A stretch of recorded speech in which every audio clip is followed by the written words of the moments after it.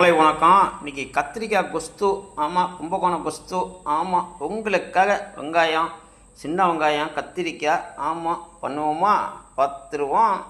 முதல்ல தாளிப்பை போட்டுருவோம். கடுகு, உளுத்தம்பருப்பு, கடலைப்பருப்பு. ஆமாம், உங்களுக்காக லேசாக வாசனைக்கு எல்ஜி பெருங்காயத்தூள்.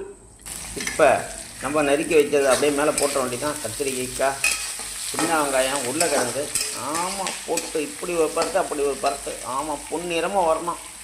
அதுக்கப்புறமா மஞ்சள் பொடி, சாம்பார் பொடி, கொஞ்சம் தனி மிளகாத்தூள். ஆமாம், லேசாக ஒரு பருட்டு தக்காளியை போட்டோம்னோம். ஆமாம், அவ்வளோதான்.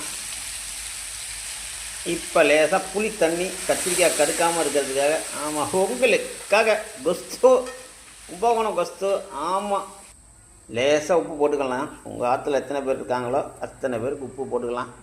ஆமாம், தண்ணி எவ்வளோனா ஊற்றிக்கலாம். ஆமாம், கொதிக்க கொதிக்க நல்லா டேஸ்ட்டாக இருக்கும், அருமையாக இருக்கும். உங்களுக்காக நல்லா கொதிக்கணும், அப்போ தான் டேஸ்ட் நல்லாயிருக்கும். அடுத்தது இட்லி ரெடி ஆகிட்டுருக்கு. ஆமாம், உங்களுக்காக. ஆமாம், இந்த டேஸ்ட் நல்லா கொடுக்குறது 2 வெள்ளைக்கட்டி போட்டுடணும் மேலே. அப்போ தான் நல்லா கொதித்து நல்லா சூப்பராக இருக்கும், ஸ்வீட்டாக. ஆமாம், ரெடி ஆகிடுத்தோ.